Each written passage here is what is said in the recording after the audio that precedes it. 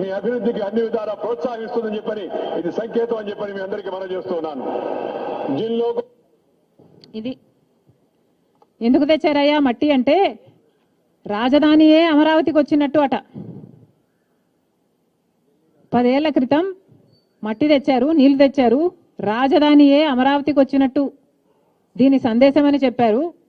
అంతేకాదు అమరావతి ప్రగతి కోసం భుజం భుజం కలిపి అంటే చెయ్యి కలిపి అమరావతి అభివృద్ధి కోసం పనిచేస్తాం మేము అని చెప్పుకొచ్చి ఆకాశం అంత ఎత్తైన రాజధానిని కడతాము అని చెప్పుకుంటూ వచ్చి ఢిల్లీని తలదన్నే రాజధానిని కడతాము అని మాటిచ్చి వెళ్లారు ప్రధానమంత్రి గారు. అందుకు తెచ్చారు. కానీ 10 ఏళ్లు గడిచిపోయింది. వెనక్కి తిరిగి చూసుకుంటే ఏం మిగిలింది? మట్టి. దేనికి తెచ్చారయ్యా? మా నోట్లో మట్టి కొట్టడానికి మట్టి తెచ్చారు, మా ఆశల మీద నీళ్లు జల్లడానికి నీళ్లు తెచ్చారు అని మనకి ఇప్పుడు అర్థమవుతుంది. 10 సంవత్సరాలు గడిచిపోయిందే.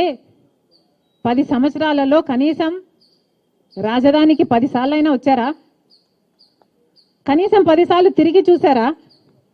కనీసం 10 సార్లైనా ఏం జరుగుతుంది అమరావతి గురించి అని ఆరా తీశారా? 10 సంవత్సరాలలో కనీసం 10 ప్రాజెక్టులైనా వచ్చాయా? 10 కేంద్ర సంస్థలైనా వచ్చాయా? 10 సంవత్సరాలలో కనీసం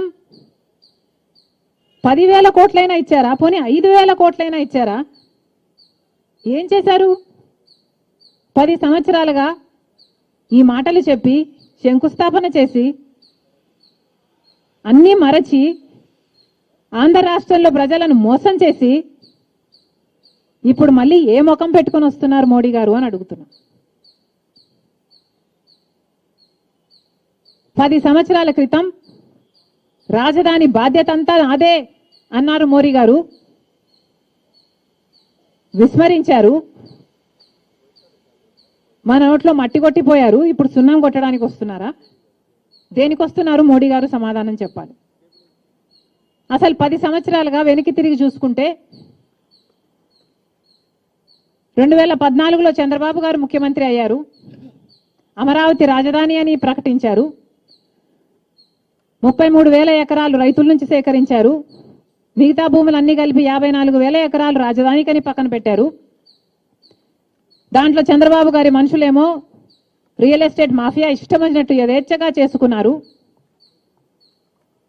చంద్రబాబు గారేమో 3D గ్రాఫిక్స్ చూపించారు, సింగపూర్ను చేస్తానన్నారు. ఆఖరికి టెంపరీ బిల్డింగ్లు 3ో 4గో కట్టారు. తీరా చూస్తే అమరావతికి మోడీ గారు మాటలు చెప్పి పోవడం తప్పితే ఒక్క రూపాయి కూడా ఇవ్వలేదు. కాబట్టి